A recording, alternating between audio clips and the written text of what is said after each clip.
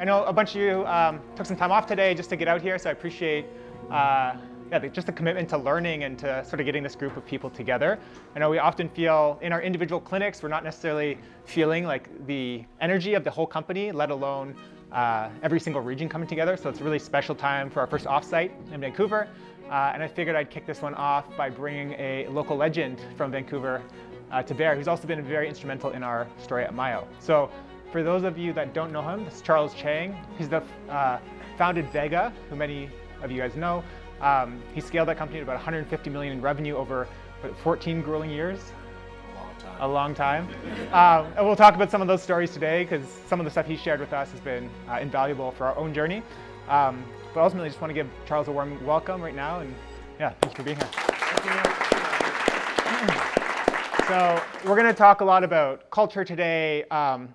I think a few of you I asked earlier, like, what do you want to hear from Charles? And one of the things that was coming up was like, why Myo? Like, what strengths, weaknesses, opportunities, threats? What do you see with us? But I thought it would be great to just kick off for a few minutes telling your story, and both from the entrepreneurial adventure that you went on that was full of ups and downs, and then also sort of post-exit.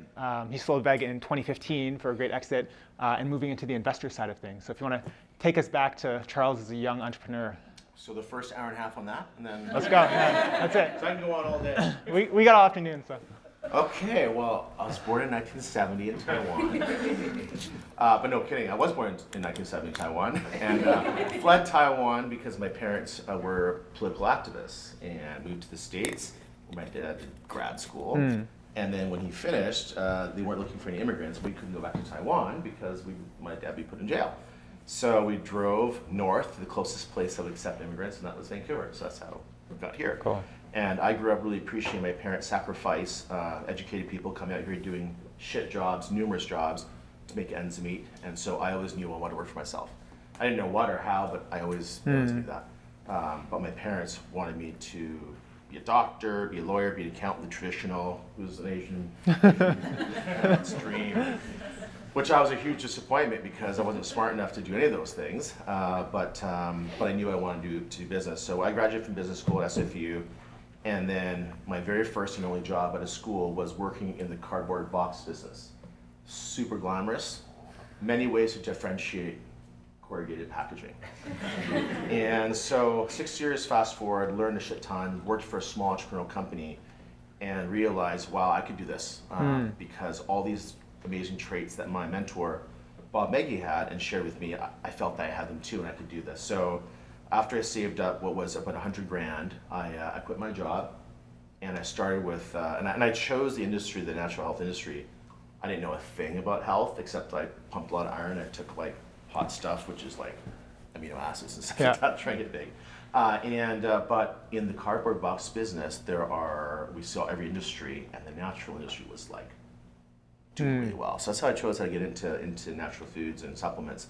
And I started with a product called colostrum, which is the pre-milk fluid produced by all female mammals prior to birth. How the hell would I ever sell that shit? How did I go from that to Vega? Well, I sold that shit because I read this book called Prescription for Natural Healing. It's a 1,000-page book. I read it and thought, okay, this is a good product, let's do that. Imported the raws from the US, Wisconsin, had them made here in the tablets, sold them door to door to every little mom and pop health food shop up and down the street. In a year, could make a living. Within 2 years, I imported 2 more products, one other one from Peru called Maca, one from Japan called Chlorella, built around a $2.5 million business, putting about $1 million in my jeans within 3 years, one-man show. It's pretty good, right? Like kind of Tim Ferriss model, work wasn't 4 hours a week, but I bet you wasn't working more than 20, 30 hours a week. Had 3 kids, was like going, and then I met this guy, Brendan Brazier. Anybody know him or heard of him? That guy ruined my life. I went from having all this time and money and stuff to like having to, when after I met him, going, oh my gosh, vegan, Ironman, triathlete. That's like an oxymoron, right? How do you compete in the world's most competitive sport and you're vegan? I didn't get that, but after he told me his story, I was like, okay, we have to make a product based on your diet. And that's how Vega was born. 1 year later, we launched it, and literally most of the raw materials that went into Vega didn't exist. We had to figure out how to create them, and they were terrible at first. I don't know who's anyone tried Vega early on? looked like shit, tastes worse, right? Like it's like you could have stir, you have to like hold your nose and chew it, right? It was so heavy, it was like sticks and stones in there, $75. Like it was a great product, but you know what's that saying? If you're not thoroughly embarrassed of your first product or your first iteration of your product, then you waited too long, or you moved too slow. So, you know, Vega went through many changes. We reformulated 3 times formally that each required a stock keeping unit change, but probably a dozen changes throughout the years to keep improving it over time, because we figured, well, I'd rather make our own products obsolete than have someone else do it to us. So we kept changing our formula. That's in contrast to some of our really good competitors, like Genuine Health, Greens Plus, you may have heard of them, or Flora. Great competitors, but I noticed they never changed their formulas. Like Udo's 369 is still the same formula it was 25 years ago. Greens Plus formula, same it was. And I figured we should do something different and just always be changing. So, and then I guess we had to hire people, lots of them. Because it took an army, we realized that this category, it was really kind of really early, and vegan used to be associated with like animal rights, you know, a social platform, not just health. So we had to change that and recoin it. We rephrased it as plant-based. We'll take some responsibility for that term because we felt that was very positive and inclusive, and basically education like crazy. Brendan wrote a book. We published it for him because we couldn't find a publisher, so we didn't know how to do that, but we did. Found out that 5,000 books sold in Canada is a bestseller. We sold 15,000 in the first 2 years. Got a deal with Penguin. We actually did a little bake-off and had 5 publishers all want us. Penguin took the rights. It's now published in like 15, 20 countries. We've published probably maybe close to 1 million copies over 4 different issues all over now, over the years. And we became an education machine, really teaching people about the benefits of plant-based whole foods, not to become vegan, but just to add and or maybe substitute sometimes foods. Yeah, so I would say the biggest thing that we learned was that it was people, culture, education, community that really built our brand. It wasn't product, because we got knocked off so fast. Like, I remember by the time we exited, we had about 80 credible competitors, people that were decent companies that had resources, that had similar products on the shelf at always less cost than ours, usually half the price. So yeah, we were a people company first and foremost, that kind of did it in a guerrilla way. I see a lot of parallels to how you guys are building. I'm curious, you've, so I remember you won a bunch of awards for like Best Managed Company, Best Place to Work, a lot of cultural awards, but going from a one-man show to then starting to hire for the first time, we have a lot of new managers in the company right now. I'm curious, like what headaches and challenges came up, and then what were some of the learnings from that the first few years? People are tough.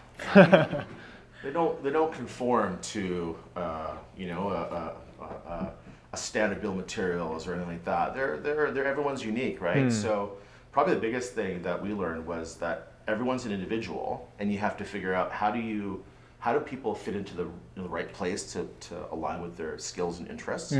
How do you motivate each person uniquely? I mean, having great standard programs is awesome, but that relationship between the manager and the team member is a two-way street, and that's the absolute most important thing in the company. So I always felt like my direct reports, I had to have like brother status. I could audit down the line 2, 3, 4 levels down, but my direct reports, they're like my brothers, my kids. Like that's how tightly I had it. And then everyone down the line was dramatically less important. That's kind of how I looked at it. And that it was an amazing two-way. Every one of my direct employees, direct reports, have lived in my house at some point. Like that's how we rolled, you know, including Brendan. So caring about people and be willing to flex and change and figure stuff out to really have the best people. And the best people, it doesn't mean what your pedigree is. Like I could not correlate my best people with the best schooling, the best socioeconomic background, IQ, not even work ethic. You know, it was like it's like a special mix. Interesting. I'm curious, when I know there's like multiple near-death experiences through that whole journey. Can you tell us about like 1 or 2 of those that were particularly challenging? So the biggest one is, or the recall that we had. Do you guys, anyone recall we had a recall? If you're a Vega fan, maybe it would have been hands up for us. Maybe we deserve getting your asses whooped. 18 months before we sold, we got a recall request from Health Canada saying that they found contamination in our products, which we audited and found that it was true. It was an antibiotic that was commonly prescribed for, an eye infection, this and that. You could buy it at London Drugs for your kid. So we acknowledged that there is contamination, but the amount of it was so small that it posed no health threat. It was like 4 parts per billion or something like that. Put it this way, the machinery that existed a few years ago could never even detect it, so I would say it's 0, but new machinery. Anyways, they're like, no, you do recall. I'm like, well, it's not a safety issue, so you really can't do that. Let's figure something out that we can maybe do an advisory, this, that, so forth. And they wouldn't listen. They actually went on Twitter, on Cision, put out a huge press release, is everywhere, it's on the news. Vega, go see your doctor, you may die. It could kill you, right? So I'm like, what the fuck? 5 days I lived at the office, I didn't sleep. 5 days I fought this, and I took our own counter PR strategy of going on the same channels that we got killed on and wanted to put my position forward. Dumbest thing I ever did. Like I was just so stupid, right? I just thought that, well, I could fight this. You can't. It's like going to your kid and saying, hey, choose your dad over your mom. Like, good luck, right? Like, they might love us as Vega, but they also really respect Health Canada, public service. Anyways, I ended up doing the recall. It cost us about 20 million of real dollars, not opportunity costs, real dollars. And we were so lucky we had this big line. This is where why I'm always so fanatical with cash. Yeah. We had this $20 million line. Funny enough, it was a $20 million line with 0 on it. And this recall maxed our line out. Fuck. And every day I talk to my banker, Phil Len, CIBC, to this day, fucking owe him. Actually gonna see him tonight. And I called him every day and told him this is the good news, the bad news is what we're doing. And he could have at any time said, we're calling your loan, and never did. Anyways, without them we wouldn't have survived. We ended up doing the recall 5 days later after fighting it and getting annihilated online. It was really actually quite evil. People went from like lovers of Vega to real mean haters.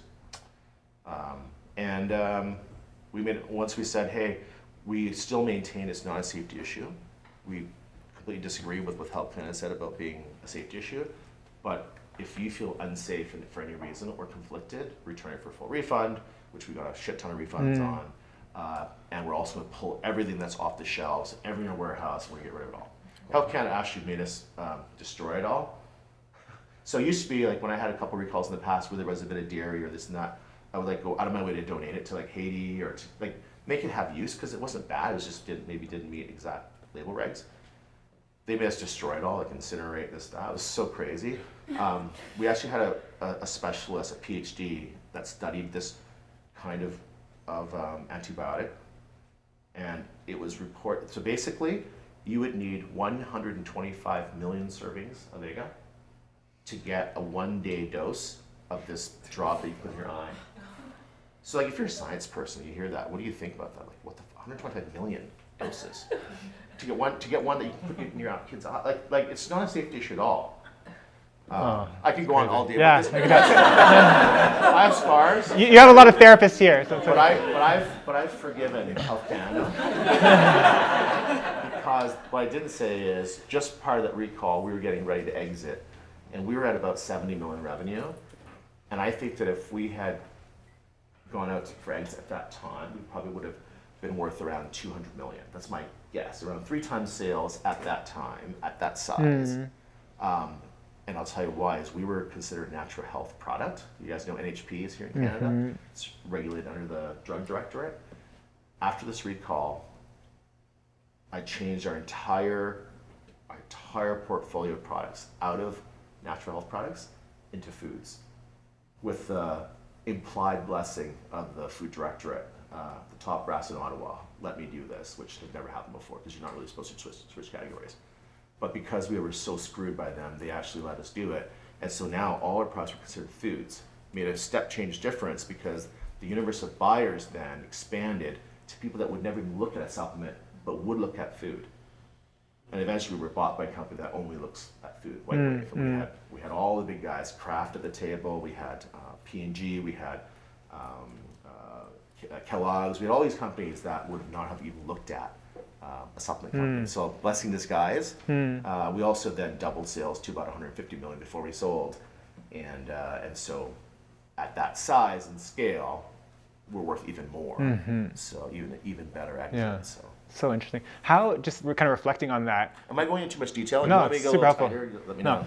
How, like what were some of the lessons? It sounds like, I mean, just navigating a crisis was a big one. And then also just how did you maintain emotional resilience? Like what lessons did you take from that experience? Oh, I was a mess. Like I said, I cried every day. Yeah. You know, so I'd go home, like I did leave the office, but not till late at night usually. I'd go home and just basically like hug my wife and cry. So I got shit just annihilated so badly. And actually a lot of the office would like cry together because it was so shitty. Yeah. You know? And people took it personally. Like, this is we're innocent here, we're doing good things. And so I don't know, I don't really have a story of how resilient. I think we just got through because everyone cared about each other. And also we just felt, we believed in the brand so much, we weren't gonna let this, like that's not how it's gonna go. You know, you know when there's injustice. I think when you have injustice done to you, there's like a visceral feeling of like this. The righteous anger. This ain't right? I hear you. Yeah, it's really interesting. It reminds me a lot of what I think a lot of us experienced during COVID. I'm not sure how many of you remember just like the first month or two of COVID when we had to close all the clinics and how just like crushing that was. You must have gone through some. Right. Actually, can I turn this off? Yeah, of course. I'm going off. Let me grab it. Wait, this one. There we go. All right, thanks. Yeah, during COVID, that was, I think, a very similar feeling for us, which was like things were happening to us and it was so out of our control. And it was so far beyond. Like I remember sending the email to Mike Marcaccio at the time, who was putting our social post up, that we were closing all of our clinics in Toronto, Vancouver, and LA. And I just had this moment of surrealism, like what could have happened that we're closing all of these physical locations on a single day? And I remember like hitting the email to Mike to like give him okay to like post this on social. And I just like broke down in tears on my laptop. I'm like, fuck, I'm gonna have to get a job now. Like it's just like, it was like the worst feeling in the world. We were shitting too because we were actually looking at you guys. Yeah, I remember. And like, dude, we can't kind of check if you're this. You guys aren't like you're closed, man, right? Yeah. Like, let's stay in touch. But like, you know, and we had all kinds of other fires to put out, but we were so impressed at how resilient you guys were because the numbers you put up as soon as you were allowed to open again were like better than they were before. Like, holy shit! Yeah. People were actually coming to work because you know you guys were a rare case where you were essential, so you could, but that doesn't mean everyone did.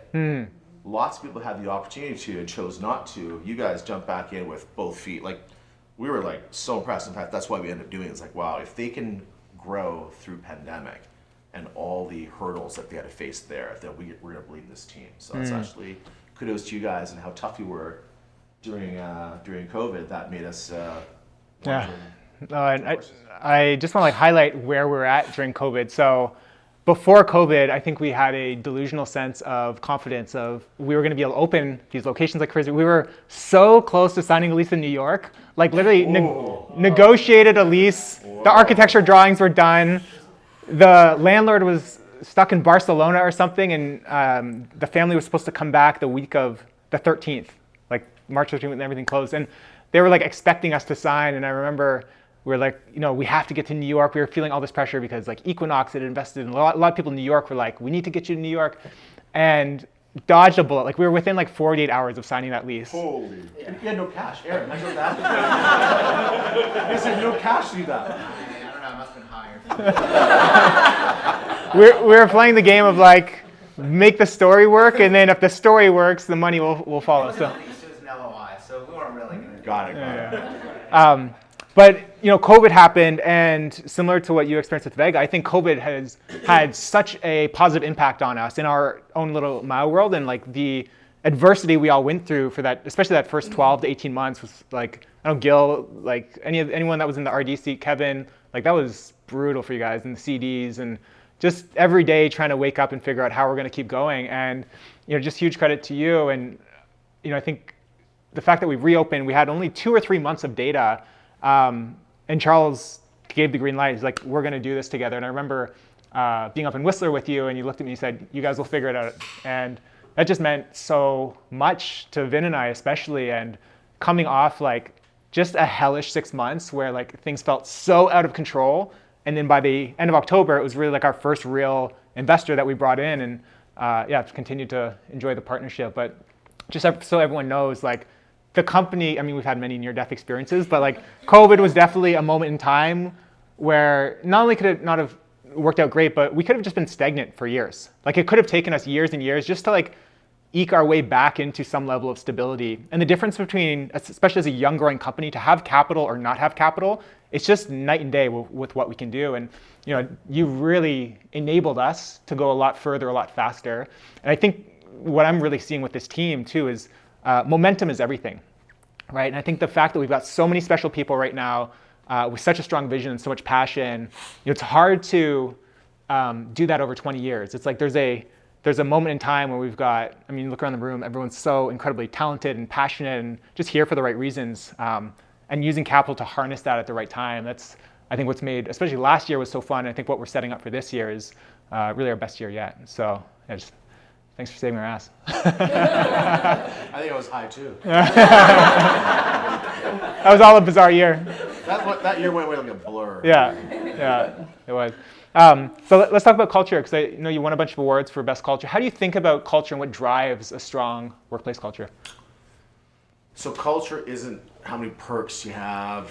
People brag about, oh, we have video games or give everyone Coke or Coca-Cola. We do this and that, blah, blah, blah, flex days. Those are all perks, yes. But I think that the foundation of culture is that everyone knows how our company rolls. Like I'll start with the most foundational part of our culture, and that was that if I said to you that I was going to do something by a certain time, you can count on me to do that. And if I'm not going to be able to do that, I'll let you know in advance when I can, or maybe I can't at all, why, and what I've thought about to try and keep my word to you. Like that right there is the foundation of a really healthy company culture or family culture or friend culture or anything that's important to you, right? Because without that, everything else you build is shaky. So first things first, we call that integrity. I know people say integrity being honesty and stuff like that, but keeping your word and valuing each other that way is the foundation for culture, period. I can just stop there and we can move on. You can build it on layers on that, but to me that's it. Then after that, grossly second to that is having the belief that as people in our community that we always want to keep improving and getting better, because growth personally is super important for us all as humans. We have that need, and winners like to win and like to learn and like to do and like to advance. So that culture of continuous learning, continuously getting better, and what are all the things that you have to have in order to do that, right? One of the things is probably a smaller ego. And an open mind to accept constructive criticism from peers above you, below you, in line with you, right? Not to take things personally. Those are all things that are foundational to improvement in anything else. So another one would be like taking ownership, teaching everyone that, hey, their role and the goals that they're responsible for are really vitally important because they ladder up to other people's goals and then, of course, the org's overall strategy and goals. And you're not just a cog in the wheel, you're an essential cog in a wheel where you know your place and everyone is interrelated. And so taking ownership of your world is so critical and no one could dodge it. So the problem with public service, let's say, or giant companies with people who have numbers in their backs is if somebody doesn't do what they're supposed to do, no one really cares or notices half the time, right? Real ownership, everyone cares. It impacts others. Remember back to rule number 1, keeping your word. When all these things are working properly, it's like magical. And I couldn't understand when I first started investing in companies that, and then I was very naive, that when someone said they would do something by a certain date, I just assumed it would. Super naive. I realized 90% of the world doesn't work like that. But I always did. And whatever I did, I always just did. Even if I screwed it up or this, I always did. And that was what I imbued to all our people. And I bet if you ask Vega people out there that what's the number one thing, they're to say that integrity of ownership and keeping your word to others is like paramount. So, and then I think the last thing is like to have fun in what you do. Like we try to make everything like a sport, like business like a sport. You have your stats, you have your players, your role players, you have your little bit of drama, you kind of like go to training camp, you fire some people, you trade some people, you recruit some people. It's like a sport, right? And you use data as a way to keep score and how to assess your performance, your improvement, your weaknesses, your and if you can kind of gamify things and make it fun so people always feel like they're winning. And that's why I say growth is so addictive. So when you're growing really fast, you're like winning all the time. You feel like you're winning all the time. Stagnant companies, it's depressing, right? You just start going backwards. So I think making it fun is really important. Doing stuff like you're doing, like we'd always rent houses. Our biggest trade show was in Anaheim, natural health show. Like 80,000 people come to the show from all over. And I remember the first time I went down there, we had about, a dozen of us. And I was looking at hotel rates prior to, I'm like, it's freaking like $800 a room, and we can only fit probably 6 people per room. I'm like, forget that. So I'd rent these like Disney houses with like 14 bedrooms, including like 4 in the garage and stuff like that. And put 30 people in a house, and it's like $500 a night. And then do what you guys are doing. Like, this is the nicest house. We wouldn't have rented anything this nice. Yeah. But we load up with food and booze and have a great time and never take ourselves too seriously. But yeah, awesome. that sort of wanting to please one another. Yeah. Like, not just me pleasing my boss, which obviously is super important, but your manager really wanting to please and develop and help and grow you. And then you with your colleagues really feeling like you want to help each other. That's culture. Yeah, cool. Well said. I'm curious, as the company grew and you kind of went from 10 to 50 to 100 million, how did your leadership style have to change? Like when you were managing a team of 10 or 20 people and then as the company grew to over 100, like what did you notice in yourself change? Yeah, I think the biggest thing is you have to allow your team to do the things that, like the how they do things, you have to kind of accept that it may not be the same as the way you might do things, as long as you're reaching the same goals, the same way, like you agree on the outcomes. I think that's something that sometimes managers would say, this person's not doing it the way I want and so forth. Maybe you need to give them a little more space to get to the outcome, like management outcomes, Now, of course, if they're missing outcomes, then you have to go into like process, right? But I think that allowing people to try their own stuff, make their own mistakes, learn from that, debrief, share, adapt, adjust over time, having sort of learning, growing team is how. Like we were really fortunate. Like we had at 20 million, when I brought in private equity at about 25 million. And by that time, my direct report team, I had 4 VPs and myself, 5 people in total reporting to me.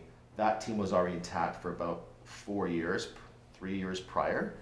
And then for the next 5 years, we're together. So let's say that my management team lasted the whole way for a 10-year period from hiring to exit. And that's really rare. My peer firm said it's never happened in their history of, in the many dozens of companies that they've done. Usually what happens, they bring in a hitter CFO, they bring in a hitter COO, they bring in experienced SVP sales from a bigger company, blah, blah, blah, and they sort of rebuild the whole team, trying to keep the people there, but usually they're in a little bit lesser role or supportive role, and that's how they get to the finish line. We didn't make a single change, and we always laughed about it because we call ourselves like the bad news bears, we're just like a bunch of misfits, but it's because we had this learning mentality I told you about, that even though they were right, we really probably weren't qualified to do the work. We hadn't done it before. We didn't have those wins. We weren't like pedigreed people, but we learned and we supported each other. We had these great values alignment that allowed us to fight way above our weight and get to the finish line without being supported with adults. They would just say like they support the founding team with adults. They bring in the MBAs from Wharton and this and that and so forth. We remain free of that kind of stuff because of our culture.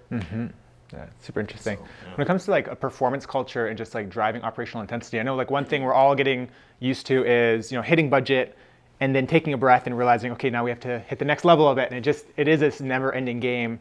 And I think a lot of our first-time managers are getting used to that. Like once they hit their first green budget, they're like, yes, we did it, and it almost feels a little overwhelming that I have to go do it again. So I'm curious, like, how do you, as a leader, like, what is our responsibility in terms of driving that performance culture and also getting people used to that operating cadence? Yeah, getting people who maybe aren't numbers focused to love numbers is a bit of a challenge. Yeah.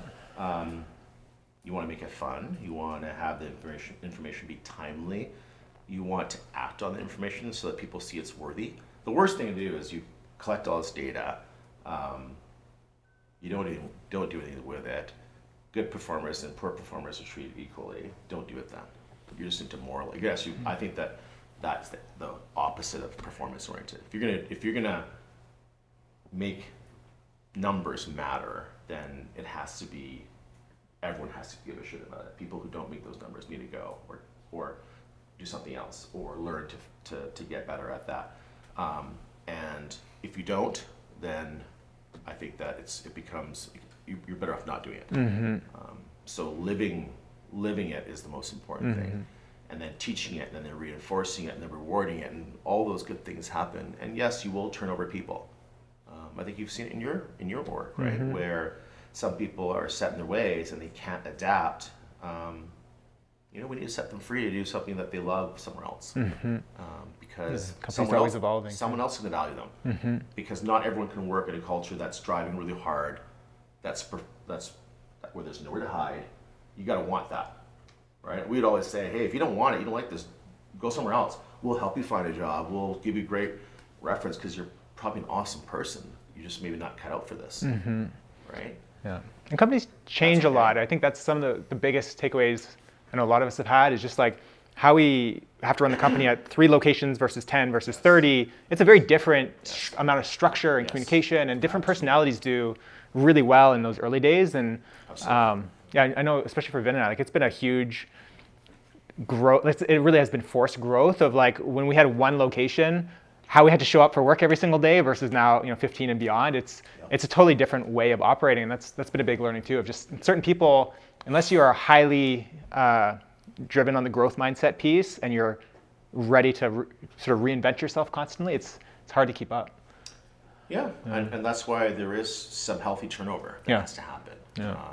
To make room for new blood, and some people get to the point where it's like, I've had enough. Some people get burnt out. That's okay. It doesn't make them bad people. We have people we stayed in touch with still to this day that were amazing. I'll give them a hug every time I see them at a show. But they're off doing amazing things at other companies that have a different growth cadence. And that's okay. So let's talk about Myo for a sec. I was chatting with the team this morning, and a few people brought up they'd love to hear sort of a broad like SWOT analysis. Like as you think about the company. Unqualified to comment in your area, but okay, sure. So you've had enough, I think, interactions with our culture, our team, just how we've operated the last few years. So I'm curious, just like as you look at the company, look at the opportunity, like what do you really see as like kind of the strengths and how we're showing up? What do you think we need to work on, like what you'd call weakness, and then anything else you'd want to color in the lines on? So Nathan's my guy. Love Nathan. I think he's amazing. He did actually put a needle in me so hard that it turned into a squiggly squiggle. Is that the technical term? That's the technical term. And he said, oh my gosh, I gotta show this to my students at UBC because I've never seen a needle get this squiggly. So what I love the professionalism, the expertise, the amount of learning and teaching. I really value that, I'm guessing everyone's just like Nathan, so I'll just speak up to all of you. The education so that I understand and buy into why I'm going to make the effort to self-treat. Because after I leave, he's giving me all this homework that I have to do, right? Well, why am I going to want to do it? I'm going to do it because he made it clear to me why it's going to help me, and so I'll do it. He also said, I need to come back this many times, this often, because, in order for this to work properly, and then he'd follow up with me on that. So I felt it wasn't just like, come see you later. It was like there was a And then only once I was feeling better, okay, let's go on a little longer term break, kind of thing. So anyways, I really value that. That's my personal experience with Myo that way. From an outsider looking into the business model, I really love that you guys are so big on the whole education side, so big on developing therapists that there's a somewhat of a standardized process to how you treat, as opposed to everyone being on their own. Some things I don't know, I'd want to ask you guys, is how much you do that kind of follow-up, post-care, getting people back in, showing that this is a journey together and not just, I'll treat you and I'll see ya. I don't know how well that's done, but to me that is a really big area of opportunity. I'll say this, if I got called 3 more times in the last 5 months or 4 months since we've seen each other, I would come in those 4 more times, but I didn't. No knock on you, but I would have, because I trust Nathan. If he says I need to, I'm coming in.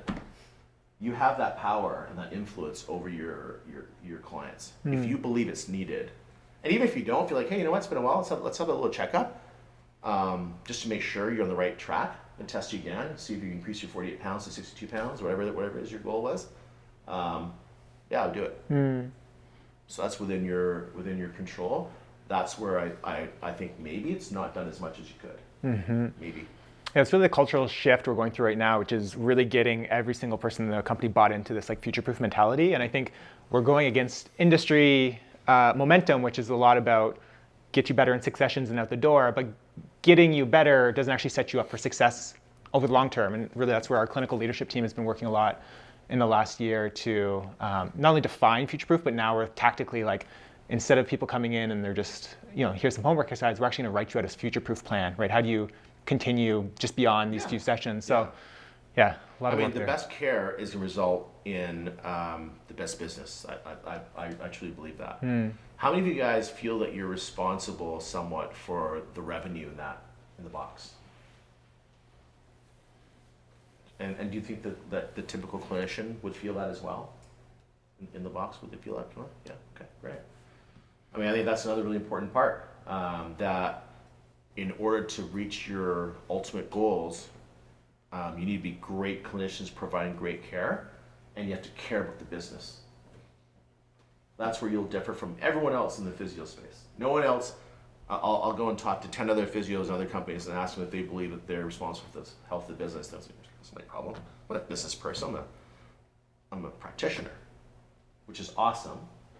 They're not working at Myo, right? You're gonna be all that they are and then some, and then you're also gonna be business people. And you'll take that with you wherever you go, because I think this whole responsibility for that and that culture you're building around clinicians actually saying, hey, you know what? I'm not just providing the best care, I'm also gonna help make Myo successful, and I wanna grow and move up and become, having different roles and so forth. So yeah, I think that's exactly it. We're starting to really do a much better job, and I want to commend a lot of our leaders in the room of taking what happens at a clinic to make that clinic successful, actually enabling us to open more clinics, to open up more roles, to drive more growth opportunities. And I think in general, healthcare and business often are like oil and water. Like it's been very tricky, and I think we found like the path through it, but that will be a competitive advantage over time. Is like if all of our healthcare practitioners are comfortable talking about money and revenue and actually how that ladders into a successful client journey, but also enabling success for the platform we're building, the team. Now, to be clear, we would never ever support someone just getting someone to come in just to bill. Never ever. That happened to me when I was in Cairo, where I had this like crazy experience with this special torque inverter machine that I really felt I got sold freaking on something. I went in religiously for how long, and when I don't know, I just had really this taste. I don't think it was best for me. It was best for the business. So we would never do that. You have to be 100% aligned that what you're truly doing is the best for the client. And so holistically, as you guys grow and do better at Myo, you will then directly be changing how physio is done, because you'll have a larger and larger share of all the physio practice that's done in Canada and the US down the road. So you're building into something that's going to change how physio is done. First within Myo only, but guess what? As you elevate your game, others will follow as well. You will actually lift you have to believe you're going to lift this whole profession, even not just through client care, but also through looking at the business aspects. You know, that's what I think Myo is. Yeah, no, spot on. Definitely what we're trying to do. I'm curious, just as you like looked the last few years, especially as we've like been in the trenches more together, what do you think the areas of opportunity are in terms of like weak areas or things you think we could be doing better as a company? Again, unqualified, but I'd be looking at every therapist's capacity and then their relative utilization, and that every therapist is responsible, or at least partially responsible, but ideally ultimately responsible for their level of utilization. And if people thought that way, that hey, I need to be getting full because then we can hire more people, then I go back down to less full. Like that's how we grow. Again, I'm not going to talk about any of the clinical care because I don't know anything about that. I'm just going to assume you guys are amazing at that already. But I think that's really huge. Obviously, you know, we talk about payback all the time. The single most important thing Myo can do from a business perspective is pay back the initial investment made in a new door as fast as possible. Two main levers. One, spend a lot less in building out the capital expenses of a new door. Two, fill that place up as fast as possible and make money as fast as possible in it, right? And when both come together, that's when magic happens. So let's say right now you're averaging about 30 months or whatever it may be. Best in class is, let's say, 24 months. I'll argue it's probably more 20 months, maybe 18 months. If you can start approaching those numbers, step change in value, step change in what and how the market would see Myo as a business, how investors might invest, banks might lend, all these things. I think you guys have done an amazing job. I think there's still a lot of opportunity there, personally. But it's hard, right? You guys are, again, you're therapists, you're clinicians. This is kind of like, what do I care about the build-out costs in my place here? And maybe some of you, most of you have no influence on that. But you do on the other end, which is, hey, how do we get this place filled up? What do we do to get this, can I do a little talk at my local gym on my own? I'm just a volunteer to do that. Do you have any resources to let me do that? Because I want to inspire some people in my gym. Because I think those trainers, they have people that ask them. I'm going to do that. I'm just a therapist. I'm not a CD. I'm not a regional. I'm just Joe. I'm going to do this. Yeah. Like, take that and fill this place up. Because then you'll have more resources to do more. Yeah, well said. I'm going to go for questions in a minute. So if you have anything, I'm going to ask Charles one more question, but we'll throw it open to the audience in a sec. So I'm curious, just to wrap up, like, I know a few people asked this morning, like, why Myo? Like, why did you make the investment initially, and what is the conviction kind of going forward, and why you're kind of excited about the bet? Yeah, I think that we may have used the term like soul cycle for physiotherapy, right? So that sort of holistic package of like enhanced care. Yes, a beautiful space does matter. A brand that extends beyond one door. Like there's a lot of things about how you do things that I think there's a real need for, and that it elevates the profession. It elevates the industry. I like the fact that you had grown so well, and you did it in a lot of different ways. But there's obviously a lot of experimentation and learning to get to the point that you're at. Your resilience through COVID, obviously. Your people were all really impressive that we had met. I think you guys had all the right bones to be really successful. And I still believe that today. I think that there's much that you can do without a lot of extra resources that'll make a huge difference. And then, talking about fundraising and stuff like that, if you do a lot of those things prior to the fundraise, the fundraise will be a lot easier at a higher value, and maybe fewer conditions and so forth. Yeah, yeah, cool, well said. Questions? Setos. I don't think the fishing net. I see in the corner. What? I don't think the fishing. Oh, I thought you said fish. I'm like, I love fish. I'm a real. We haven't officially met. Okay. I see.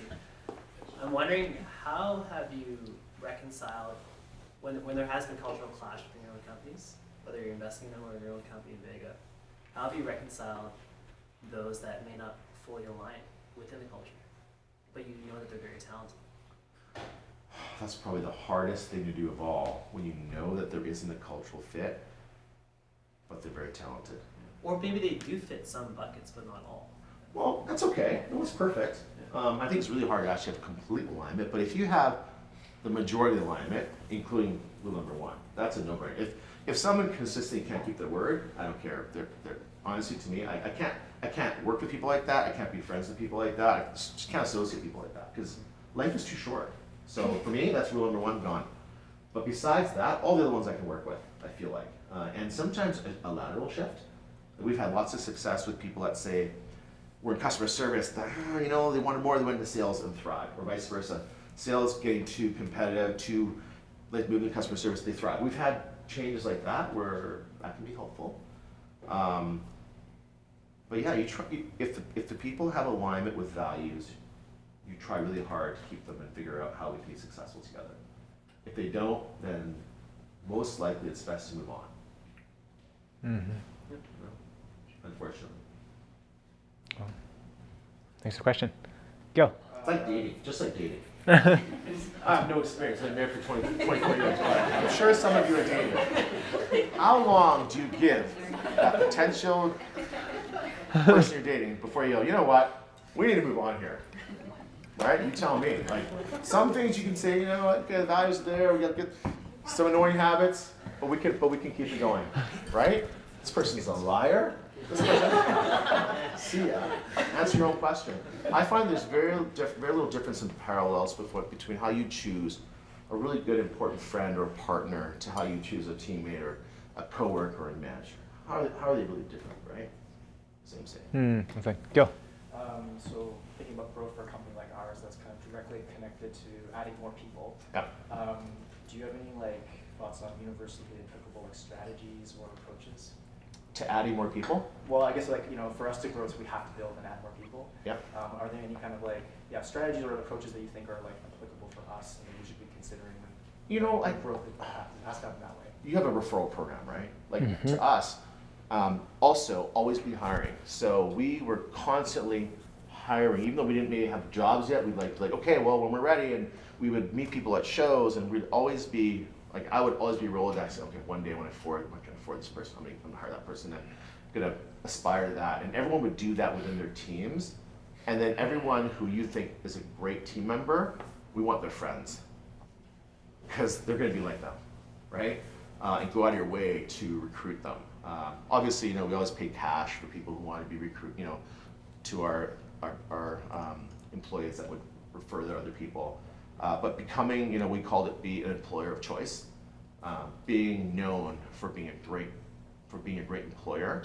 That's actually why we set out to win all these HR awards. That's why we thought we need to first assess: are we good? We think we are. Let's benchmark. And so we applied for all these awards, and every HR award we won, every one. And then the very best one was called Great Places to Work. Everyone heard of that? It's a global award. The cool thing is you don't apply. It works like this.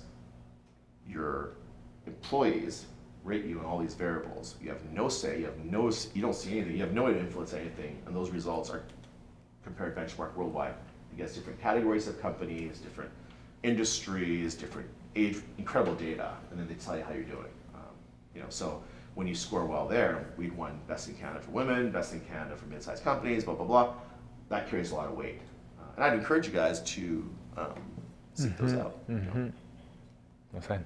Always be recruiting them. I think and you guys do that. You go to schools, you're always wanting to let people know that, hey, when you're ready for an amazing career, Myo is the first place you want to go. Yeah. Well said. Questions? No. Go for it, Lindsay. What do you think is the main barrier that you've found to growing a company? I mean, cash. Sorry, I mean people. Cash is really hard. People-wise, people are all one of a kind, right? So letting people go is always hard. We kept data on everything, but we kept data on involuntary turnover and voluntary turnover. So if someone chose to leave, I exited interview every single person to the end. Like, I want to know. I care so much if someone wants to leave. But on the other end, so we were like incredibly good on voluntary leaving. On involuntary, which we had let someone go, we were kind of average.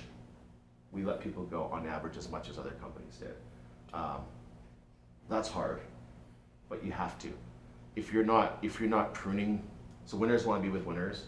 And if you have somebody who does not toe the line, who doesn't keep their word, they're great clinicians, so talented, their hands can move in like 14 different right angles, whatever. They could inversely, whatever. But they're dicks. Or they're a solo wolf, right? Gotta go. Sorry. We just can't have that, because the people who are good, who are going to keep that rule number 1 intact, will not trust you, will not believe in you, because you're telling me that I have to be like this, yet you accept that person is like that. So that's the hardest thing, and so you have to always be culling and letting people go. It's hard as you grow. It's hard to make sure that really close relationship you have with your direct reports can stand that multiple tiered distance. So I say the most important thing is you just make sure your direct reports are like gold, right? Like your family. And then that next person's job is that their people are like family. You can audit down the line, but that's got to be so tight. If there's a break in one of those, it's really hard. So. Jen, question in the back. I'll come, David. Yeah. I'm just curious what your personal why is in life, and also how often do you reflect on that to help you make decisions and take the risks that you take, right? And, My why, thank you for that question. I like to have fun. I like to do things that I think are cool. I define cool myself. I kind of think that's kind of an interesting thing. I can learn something, or I can change how something is done. I can meet interesting people. I can have an impact on something. So to me, that's cool. And so I like doing things like that, be it work-wise, be it my personal life, be it my volunteer time. I just like doing things I think that are personally rewarding to me. I've never chased dollars, don't really care. It's easy for someone who has money to say they don't care about money, but I don't really care about it. Like, I have to have enough so I can do all the things I want, but never really chased it. I really, really wanted more. Like, I was way more proud of having a 20-foot set, floor to ceiling, of Vega on a Whole Foods wall than any of the dollar metrics. Like, that's cool, right? Like, we changed the shelf from what used to be all whey protein, milk protein, egg protein, all this stuff to like all this plant-based. It's kind of cool. So driven more by that. So was there another part of your question besides that? yeah, just how you end up taking a lot of risks and. Oh yeah. So after I sold, I thought that I should still be useful, because I was pretty young still, and I felt I had some experience to share. So I thought, how can I do something where I can still be in the mix in business, but not be like the person carrying the bag every day? How can I be a grandparent, not a parent? Maybe, bore the kid, give him back, versus have to, be up all night, with a fussy baby. And that's why I decided to be an investor as opposed to, because actually I'm not really an investor. Like, I'm not really good at finance or any of those things that really, I think a real true investor would be far more data driven and far more disciplined. I kind of go a little more on gut, a little more touchy-feely, stuff like that.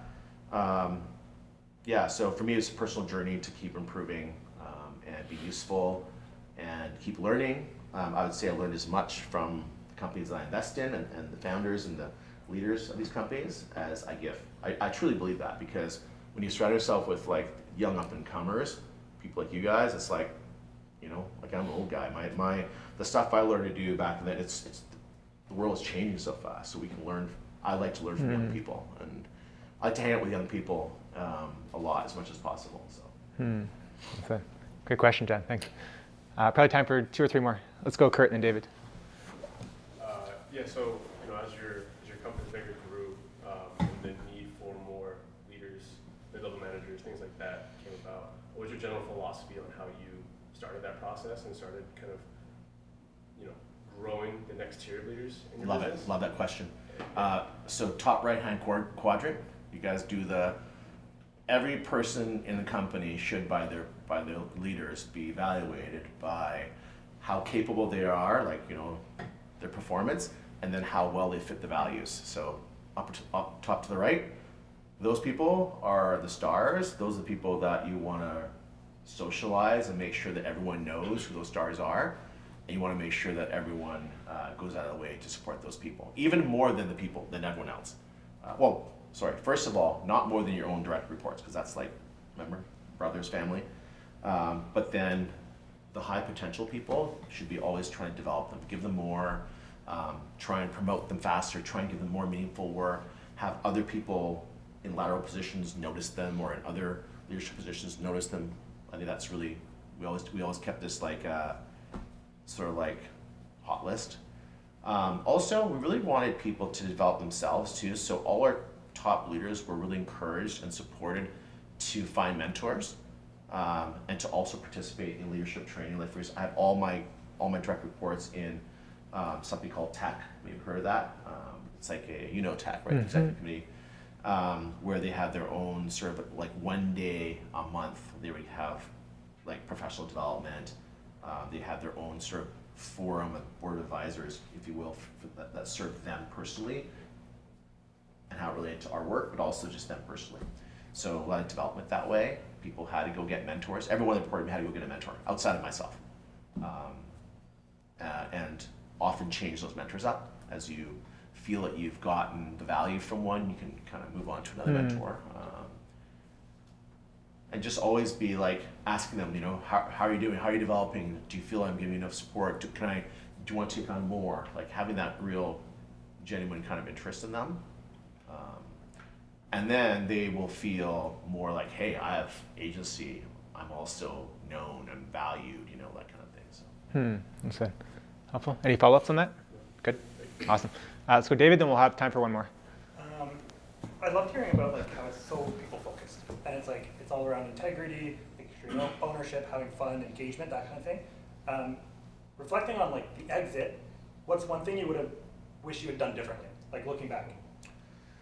I have one very strong thing. So I had developed my successor, who I adore. He lived in my house, held my babies, would have dinner with my family while I was traveling somewhere else. That's how close we were, Phil. I had groomed him for many years to be my successor, and within 4 or 5 months, he left. My biggest regret. And I wish I didn't put him in that position. And I'm gonna own that, because I'd always believed that he said he wanted it. But I don't know if he really did, if he wanted to please me or what have you, because I didn't work a single day for the acquiring company after we sold, not one day, because I'm not going to be good at working for someone else.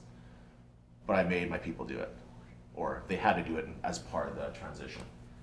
Maybe it wasn't fair to Phil, so he ended up leaving, and so because of that, I had no longer any say on who was running it, and they put a person in who I would never put in that position. It was a white wave person, the acquiring company's person. And guess what? People started to quit after that, because that's not the leader that is worthy of leading Vega people. So I wish that instead of putting Phil in that position, and I'll own it, and he will too, that maybe wasn't the right thing. I wish that I'd recruited somebody from the outside, or promoted someone else from inside who really wanted it, so that the handoff, the CEO taking over, because for 14 years there's one president of Vega, me, and then after that, it's been 8 years since, there's been 6, and 3 different owners. What happens to culture when good people leave? So that's my biggest regret. I'm sad about that. I still stay in touch with hundreds of Vega peeps. There's actually quite a nice crew of people there that still, it's funny that people will work in different jobs and leave, but Vega's one where we have Facebook groups and stuff of people. Remember Facebook? Anybody here? I don't, but we did. That people still have hangouts and this, that, and so forth still to this day, even though they've already moved on to other companies and stuff. So, yeah, I feel for. I wish I could have controlled who stayed on to continue running Vega, who is worthy of our Vega people. Mm-hmm. That's what I wish. Mm-hmm. That's a great question. Last one. I'm wondering who your mentors are and why. So my main mentor, I would say, in my early days was Bob Magee at Great Little Box Company. It was my one job at university. I only had one job, and he was wonderful. About 100 employees at Vega, at Great Little Box Company, of which maybe 20 worked in the office, 80 worked in the plant, running machines. And I'd walk with Bob through the plant. He knew the names of every single person. Hey, Thien, how's your son? Oh, is your knee better, Joe? And like, unbelievable, right? And treated people so well. So I always felt like he was a great role model for how he treated his people and built a company in probably the worst industry ever, corrugated boxes, declining 4% year over year. Everything's being outsourced, offshore, shitty business, but because of people and service, he could differentiate himself and win. So I would say he was my main mentor early in my career. And then one of my biggest things that I love peer mentoring. I really, really, really value peer mentoring. So I've been a member of Tech, I told you guys about that earlier, for 10 years, and then YPO for the last 14 years. You're in YPO as well, right? And why I love these organizations is I'm with like-minded people who have similar, let's say, backgrounds, similar challenges, but different businesses in different industries. So we have no way of benefiting from one another except how iron sharpens iron. We want to all help each other. We're committed to one another. So I'm proud to have had dozens of peer mentors. And I'm always in a forum. We have 6 people in our forum right now who are my really close peer mentors, and then a larger organization of dozens more of people that I can call up anytime and say, hey, like, I got this challenge here, how do I deal with this, and so forth. So I like that a lot because I feel like within the peer mentor group, there's a little more immediate overlap. And I'm really fortunate to have a bit of an age range in my peer mentors where I can talk to someone who already has grown kids who can school me on that side of things, and younger folks who can, teach me how to use TikTok, for example. So that range is valuable. And I really believe in reciprocation. So the best kind of mentoring is when it's a two-way street. And I like to have young ones and older ones. Well said. Good question. Thank you. I just want to just reiterate like how grateful I am to have you as a mentor and just the support you've given us, like not only Ben and I, but just collectively as a company in the last 3 or 4 years. And I think the long-term impact we're hoping to have on just like all things health and wellness and how the world thinks about their health, hopefully just like a massive ripple thanks to your support. So thank you for coming today, sharing some stories. Can we all give them a round of applause, please?